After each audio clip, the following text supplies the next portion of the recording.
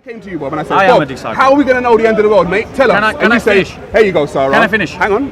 You're going to see this, and this. Yep. And that's what's going to happen when you see the end of the world. What? And hang on, you were speaking to me. You weren't speaking to my children 2018 years later.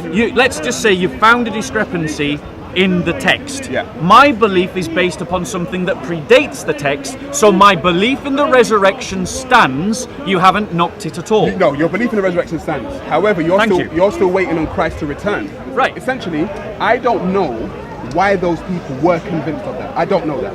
What I do know is that they said it happened. And I propose to you that the reason why they said it happened is because it actually happened. And bearing in mind, they had every cultural disposition to disbelieve.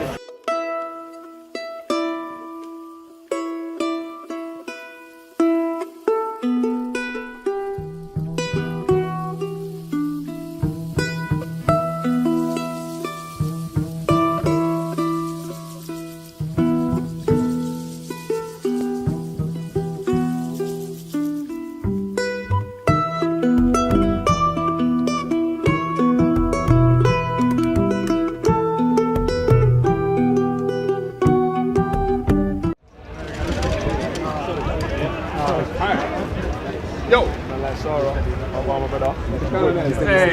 What's going on there then? You're going to preach on camera, are you, Bob? I'm gonna do Christian talks today. I might heckle from the side. Do you want to heckle from the side? Shut up. Do you want to discuss on something, Sarah? Do you want to talk? I don't know if I got time. I probably got about half an hour. What time is it now? It's 10 past 2. Do you want to do a half an hour conversation on something? Let's do it. On Genesis, yeah. On what? I don't know. Because I think last debate you two had. Well, there's more of a discussion, really. Last discussion. I'm not gonna let up on you this time, Bob. I think you was going gently on me. I was going easy on you last time. Actually, Bob. last time Bob was easy on you. Really? Because I was disappointed with Bob. Because you were talking about the black and white and that and oppression and that. I would have actually loved to be in that discussion because there's a lot of things which I thought Bob didn't touch on. You're going to be using your stand today. I don't even know what we're talking about. What are we talking about? Let's just talk. So we're freestyling. We're gonna have to top of the dome. Do we need to trigger you? I mean, I want to talk a bit more about your worldview today. I'm going to talk about a little bit more about your worldview. All right, fine. That's fine. Yeah. So you're are we ready to go, guys? Wait. 1 second. Right. JC's not rolling. Leon's ready. You can tell. That's why we do not subscribe to Soco Films. Yeah? Because you're not quick. Do not subscribe. It's new technology. He's getting used to it. It's new technology. That's the difference between Soco Films and the others. You get quality between quantity. No, you get quality on COE. Yeah. Apart from when you're like putting the jihadis on, you know. Yeah, COE. We're gonna have to talk to Leon all them jihadis that you got over here. You're contradicting yourself now. You say you get quality. It's quality for the jihadis, I guess, but it's not quality for me. Yeah. So all work is good work. Are we good? Yeah. Do you think you can hear? So Sarah, just tell us a little bit more about your worldview, where you stand today. In what sense? Like your belief about gods or God or identity. I know that's a big issue for you, identity. Let's talk about God. All right. God is, for me, human beings' alter ego. Go on. Human beings created God in an effort to try and understand the things that they could not understand. Yeah. There are things human beings agree on, right? So if we say, is everything connected? And is it all divine? You'll get many different religions, right, saying that everything is connected and it's all divine. And you could probably agree on that. So I don't know. Would you agree that everything is connected and it's all divine? It's all God. God is in everything. No, I don't believe in that. You don't believe in that? No. Okay. As a Christian. So there will be many different systems that may say that. So there are systems that people agree upon. Yeah. I think essentially yourself and the Muslims would agree upon one God. Yes. Right? You'll agree upon that. Yeah, there's only one God. Right. But then what happens is human beings start getting involved. Yeah. And then the stories start to change. No, this one God that we all agree upon done this. No. He never done that. He done this. No. He never done that. He said that. And he said, no, he never said that to them. He said that to them. So human beings start getting involved in a conversation. And then it just goes, So Like that. I would suggest to you that's a characterization of the history of religion. So, for example, there's no connection between Islam and Christianity. None. No, it is simply a case that So Muhammad. Abraham doesn't connect them. No, absolutely not. Ishmael and A Muslim would probably Muhammad, beg to disagree. with you. of course they would, but there's no evidence that links Muhammad to Ishmael. It's simply an assertion Right. that Muhammad is a descendant of Ishmael. That is an assertion. Most of what's in the religious books are assertions. Right. Well, there's a couple of different points that you've raised. I just want to talk about your characterization of religion, because the fact of the matter is there are many and various different religions that teach different things, and that actually belief in one God was quite a latecomer in terms of religion. In what sense? In human history? In human history, and evidently so. Not from my research. What do you think is the earliest belief? You in can one go God? to... Okay, so trying to understand pantheistic type religions. I don't know if you've done any research into like pantheistic type religions. What you will find is essentially, if you want to think of it like the Catholic Church, they have saints as well as God. Do you see what I'm saying? Go on. Ish. Yeah. So when you look into some pantheistic, not all, but some pantheistic religions, you will find a Godhead. You will find God is called X, right? And then you will have a pantheon similar to what you would call saints in the Catholic Church, that God gets to do certain works for the people. So a lot of people saw that and saw the pantheon and said, hey, look, they're worshipping multiple gods. Not realizing that essentially if you go into the actual religion, there is one God with a pantheon of, you could call them demigods. Could you give me an example of this? Okay, so you have the Necha or the Netaru. So the Netaru in the Nile Valley, you have different people call them principles. So you have the god of justice, or the god of equality, or the god of whatever. Yeah. But there is still essentially one god, what they call the hidden. They will call God the hidden.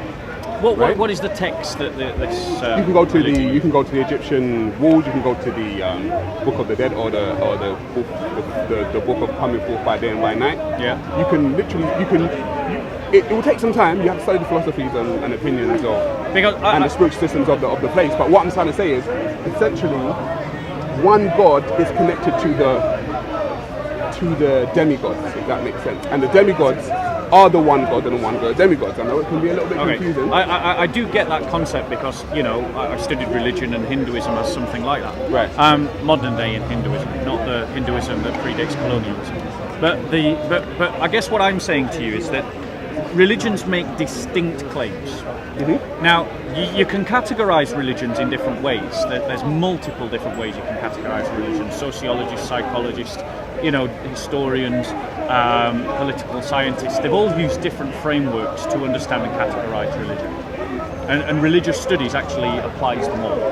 Okay? Mm-hmm. And so, to use a form of categorization by their factualness, for instance. There are some religions that claim to be rooted in history, and there are some religions that are claimed to be rooted in mythology. So an example of a mythological religion would be the ancient Viking mythologies. Odin, Thor, Balder, I can't remember any of the names of their gods, Loki, and this was a mythological faith. Right. In that the Vikings believed that these beings were real, but the stories that they hold that surrounded them. Yeah, they don't believe that they happened at some point in history. Right. They codified values that were then being transmitted to the Vikings about heroism, about fighting in battle, about being brave. Christianity, by comparison, is a faith that claims to be rooted in history, which means that someone like yourself, an objective observer, can investigate the claims of the Christian faith to find if they are true or not. Right. Okay. But you won't find all of them. So what is the central claim of the Christian faith? That Jesus Christ is the Son of God and he came to wash away people's sins. Very close. Well, I know Christianity to be. Christianity's central claim is that Christ rose from the dead. Christ rose from the dead. Okay. That is the central claim of the Christian faith. Because what that does, and this is an apostolic argument, it was used by Paul. Paul said that if Christ didn't rise from the dead, Who didn't meet Christ, by the way. He had a vision of Christ. But he didn't meet him? Not in person in the same way that I'm meeting you. But I don't believe that proves anything. He had a vision. Allow me to finish what I'm saying. So Paul is saying that if Christ didn't rise from the dead, then everything that is being taught by the apostles is in vain, and we might as well go out, get drunk, and have a good time. That's literally what he says. Right. So the apostolic tradition is this, that everything I believe about Jesus Christ is validated by the resurrection. By Paul's vision. By the resurrection. Okay, but you spoke about Paul. You can't find evidence for a resurrection. You have to literally believe the claims of the people that speak about the resurrection. So let's look at that. The very, very first Christians, okay, and this is an argument that is agreed upon by Dr. Bart Ehrman, Dr. Bruce Metzger, Dr. Daniel Wallace, Dr. N.T. Wright, I mean, Dr. Ryan Brown, the list of scholars I can The list of doctors don't impress me. Yeah, I know. That's what I'm pointing to. Is that the scholarship universally agrees that in the first century, a group of people were convinced to their heart and soul that Jesus had risen from the dead. Correct. So my question to you, if we accept that claim is a fact in history, that these people claimed that Jesus had risen. Yeah, they claimed it. They claimed it. Yeah. And no one preceding them made that claim. Right. The question that I put to you and to anyone else who's watching is what convinced them? I don't know. So, let's speculate. I don't know. Let's speculate. Right. You're a rational man, I'm a rational man. Yeah. And people in the first century were also rational. Let's not characterize people from the past in saying that they are dumb and we are smart, because that's not how it worked. People understood what death meant in the first century just like we do today. Right. In fact, they were more familiar with death than we are because they saw it daily. Yeah? They knew, just as we know, people do not rise from the dead. Right. They had it as a belief, some Jews had it as a belief, like the Sadducees, that at some future point in history, people would rise from the dead. But there was nothing in the culture of the first century to condition those first Christians, those first Jewish Christians, to believe that Jesus had risen from the dead. Okay. So speculate with me, Sarah. Yeah. What could convince them? What could convince that you? They thought they saw a man rise from the dead. Yes. Yeah. What could convince them? That they thought they saw a man rise from the dead. Right, but why would they think that? Because they thought they saw that. So, okay. What would convince you that a man has risen from the dead? That a man rose from one. That it looked like a man rose from the dead, of course. Well, didn't it also predicate that you knew he died? Yes, of course. Right. Okay. But there's a. You can go to my YouTube channel right now, and I'm speaking to a pastor. Yeah. And he says he saw a man rise from the dead. Yeah. He says it with his own eyes that him and his whole congregation saw a dead man get up and walk from the dead. Yes. And if those people are all convinced, am I supposed to believe them? Are you supposed to believe them? Well, it's certainly just because they say that they saw a man strong claim, isn't it? It's a fantastic claim. Outlandish claim. Fantastic, outlandish claim. Yeah. So he's giving a testimony that he has seen a man rise from the dead. Yes. The first apostles are giving He said a testimony. He said at least after a month or two. Right. So, I mean, I don't know this pastor, I don't know his claims. I don't know his pastor, I don't know his claims. We know. Go on to Sarah channel. I would like to meet this pastor myself. He's a preacher. It's called Sarah versus the Preacher. Right. I would like to meet this pastor myself because I would like to meet the person that he rose from the dead. That's what I said. I said I'm going to get him. I'm going to interview him then. Yes. I'll interview the guy that rose from the dead. Absolutely. So, we agree that people that are making this claim are people that believe that they've seen it. Yes. Right. 100%. So, I would like, in terms of a historical inquiry, because we are talking about something that happened in the past, right? The way that you investigate something in history is that you look for that narrative that has what we call, what's it called? Oh, do you know something? It's just slipped my mind now. It has explanatory power. So it takes all the available evidence and it says, what is the explanation that we can give to all this available evidence that explains all the facts that we know about? I hope I don't get my phone call during this. Go on. That's fine. If you need to take a phone call, you need to. No, if I get the phone call, I've got to run. But go on. Right. So my point to you is that the central claim of the Christian faith is that the very first Christians claimed that Christ rose from the dead. Correct. Yeah. We have to deal with why. Why they would claim that? Yes. Just like I can deal with why the pastor said that their congregation saw that. Yeah. Yeah, why? Right. So Could they have been deluded? could they have been deluded? Right. So let's look at that. Yes. Let's look at that. If they were deluded, Yes. yeah, and they went around preaching that Christ had risen from the dead, then that would mean that there would still be a tomb in a body. Sorry, there would still be a body in a tomb. No, but he's gone, isn't he? Right? He's gone. Hold on, but we're saying they're deluded, which means that there wasn't a resurrection. No, they can be deluded as to, okay, the story goes, they saw a man die, Yes. he rose, and he went, Yes. yeah? But So if I come to you saying, listen, we saw a man go, you're going to be like, all right, where is he? You're going to be like, obviously he's there. Yeah, but he's not here, but he's there, obviously. But your argument is that they're deluded, which means that if they're deluded, we still have got a corpse. Well, it's a story, isn't it? It's a story. No, there's no corpse.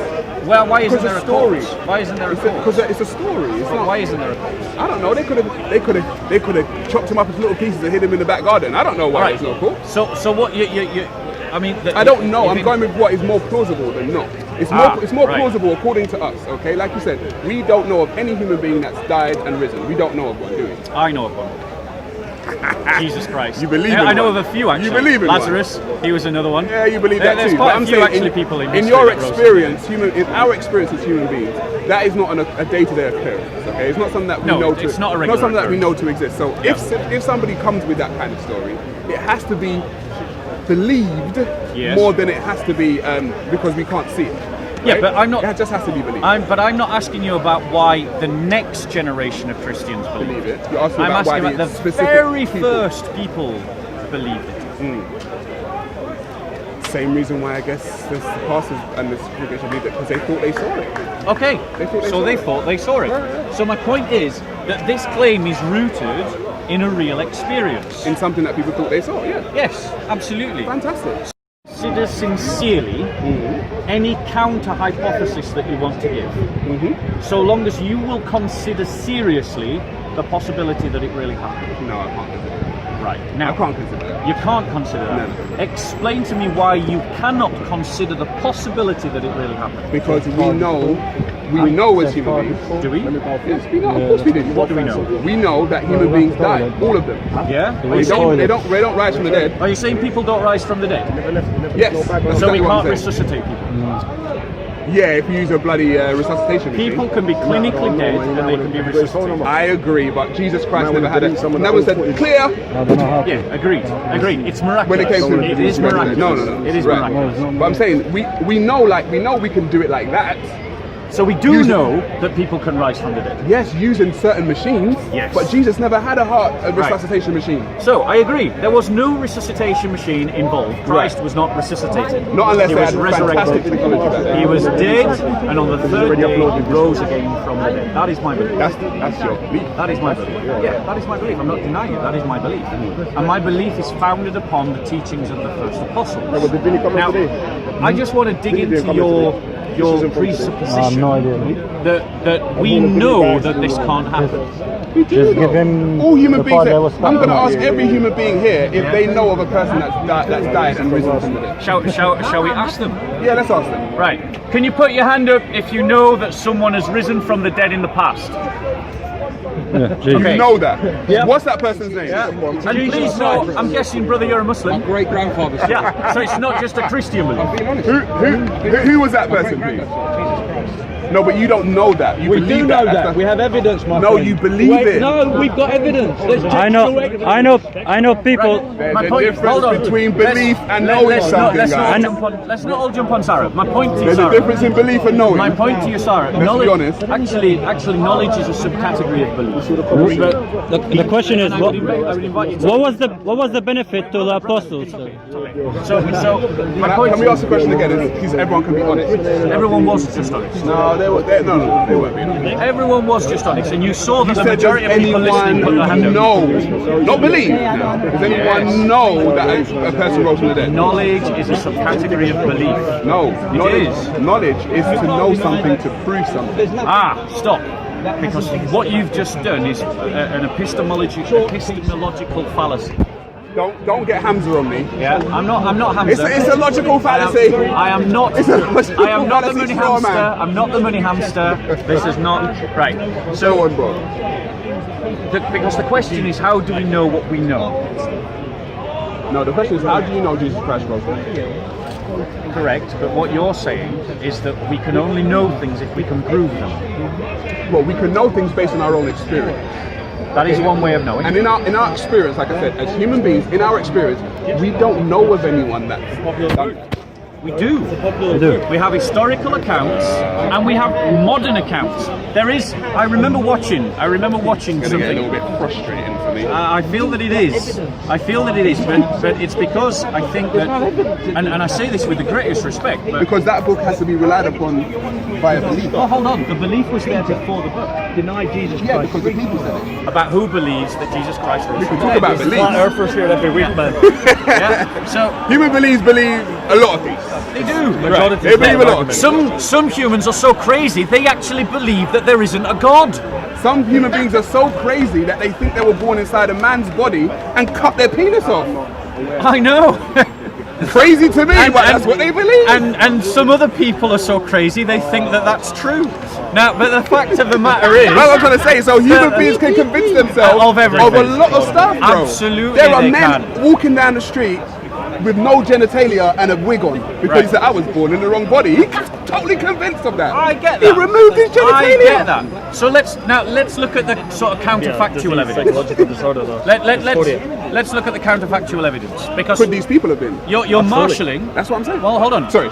You are marshalling an argument, and the argument is that the first Christians were deluded. You're going back to No, the I said it deluded could have argument. been. Could have been. Okay, so what I'm doing is I'm treating your counter narrative with the seriousness that it deserves. But that's what I'm trying to say. Essentially, I don't know why those people were convinced of that. I don't know that.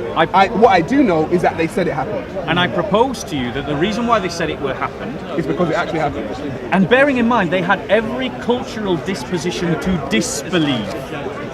People in the first century were not more stupid than we are about the issue of death. They knew that when people died, they stayed dead. And yet something happened, even though culturally only some Jews, the Sadducees, believed that at some distant point in the future there would be a sort of general resurrection. Some Jews came to be convinced, despite all the cultural narratives to the opposite, that a singular person rose from the dead. Okay, so And we have to seriously investigate why. and the evidence for that is written down here and was espoused by the people before it was even written down here, is what you're saying. Yes. Right? Okay. Generally, people that follow this stuff, they believe what is written down in here. Yeah. Yeah? Generally. Yeah. So, this is how I'm going to show how things in this book don't necessarily have to make sense. Right. If you could go to Matthew 24 for me, Matthew 24. in this book,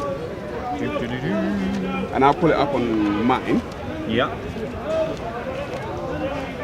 You got to get with technology, Bob. No, mate. You gotta There's get with something technology, nice mate. about having a book in your hand. Right. Right. So, let's see if we're reading from the same. It's in Matthew 24, right? Yeah, Matthew 24. Okay, and it says, and Jesus went out and departed from the temple, and disciples came unto him, Yeah.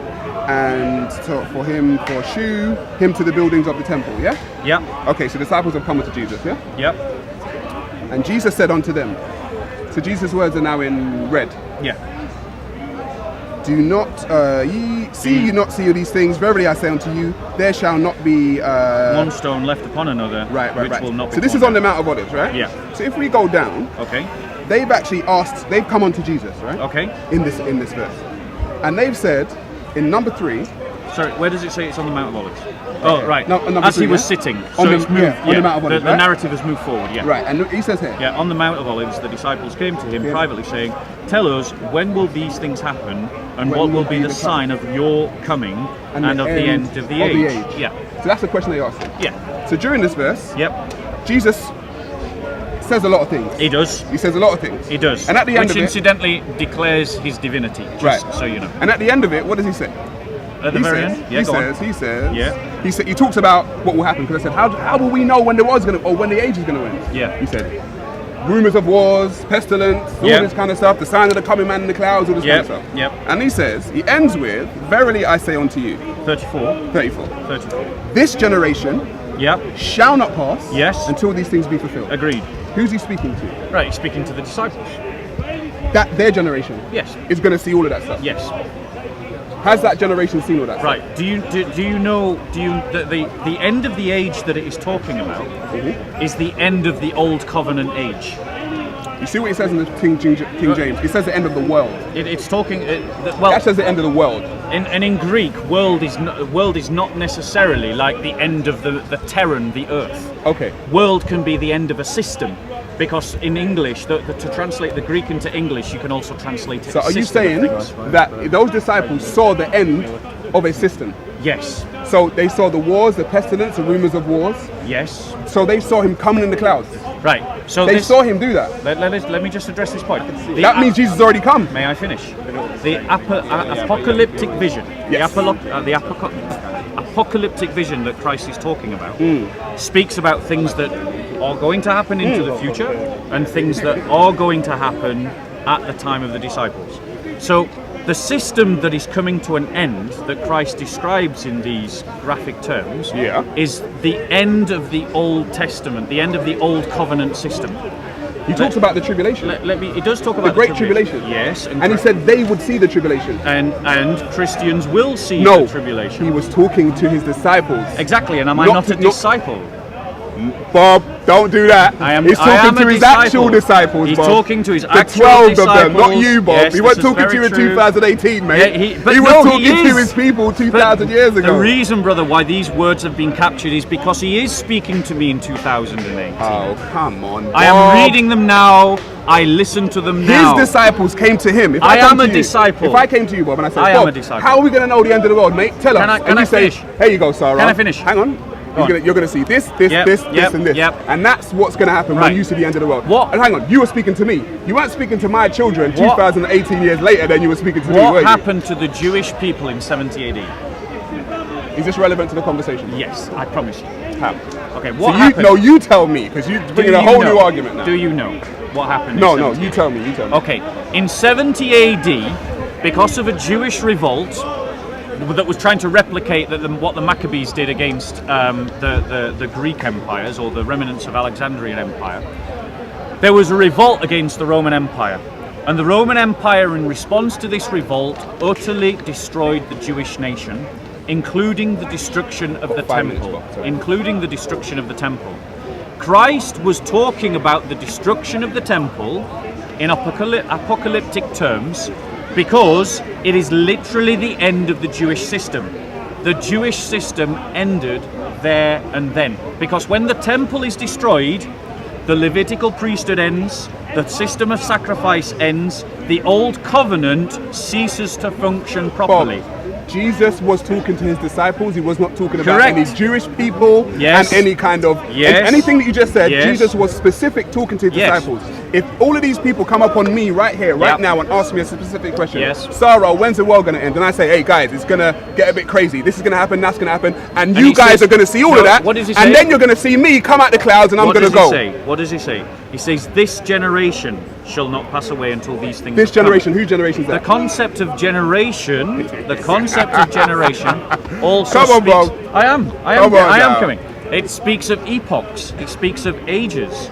There was the generation of Abraham, there was the generation of Moses, there was the generation of Jesus. So what generation was he talking about? So he's talking about to his disciples. He's Who was he talking about this generation, the generation in 2018. This generation, the generation of grace, which are those who live in the time of grace from Christ's Bob. first coming to Christ's second You're coming. telling me that Christ was talking about the generation in 2018, even though his disciples came to him 2,000 years and the year in said, 2000, and the year 10,000, and the year 500. Can I interject? Bob, Does it come matter? on, Does it matter man. either way? Come on, Bob. Right, hold on. But let me. It doesn't make sense. I'm just saying it doesn't make sense. Right, Sorry. right, I'm just saying. Let me. okay. And I'll finish. It doesn't make sense because specifically, as I said, reading this book, there are things that don't make sense in this book. So you taking everything from this book for me doesn't make any sense. And I'm showing you why. Because his disciples specifically came to him and asked him a very specific question, and he described exactly what was going to happen in their generation, and he specifically said, "You will see the sign of the coming of man in the clouds, and I shall come back and I shall take you." So if that generation is dead, that means Jesus has already come out of the clouds, taken the disciples, and he's gone. So I don't know what you're waiting for. So let me. I don't know what you're waiting for. I'm waiting for Christ to come on the clouds. He ain't coming. He's already come, bro. No, he hasn't. You're waiting on some other stuff. So hold on, 1 second. He told his disciples when he was going to come. 1 second. Let's just deal with something. Let us assume that you're right. Yes, let's do that. Let us assume, let's do that. for the sake That of works for argument, to move the argument forward, let us assume that there are some things in the New Testament that don't make sense and can't be reconciled. All right? For the sake of this argument to move it forward, I will give it to you. Okay? Now, hold on 1 second. I'm going to take it. Sorry, you take it. You take it. So, Sarah, here's the thing, bro. Right? Firstly, the belief in the resurrection is not dependent upon the Gospels. The belief in the resurrection is what gave birth to the Gospels, so it does not knock my argument that the resurrection is a historical reality to knock the Gospels. Because but you're waiting on Jesus' return. Sarah, would you agree with me? But you're waiting on Jesus' return. Sarah, would you agree with me? Would you agree with me that belief in the resurrection predates the Gospels? Yes. Would you agree with me that belief in the resurrection predates Paul's letters? Yes. Right. So therefore, it in no way knocks the central premise of my argument that Christ rose from the dead and people were witnesses to that fact, because you have managed to find, and I'm giving it to you for the sake of the argument, a discrepancy. You're taking it. Right? Let's just say you've found a discrepancy in the text. Yeah. My belief is based upon something that predates the text, so my belief in the resurrection stands. You haven't knocked it at all. No, your belief in the resurrection stands. However, you're still waiting on Christ to return. Right. And I'm saying you can believe in the resurrection. However, Christ's return has already happened according to the actual text. What is the historical claim, the central claim of the Christian faith? Like you said, I said Jesus Christ died for your sins, and you said the central claim of the Christian faith is that a man died and rose from the dead. Yes, that's the central. So the central claim of the Christian faith. But he ain't coming back though. Now, here's the thing. He's not coming back. Here's the thing. He's already come. Here's the thing.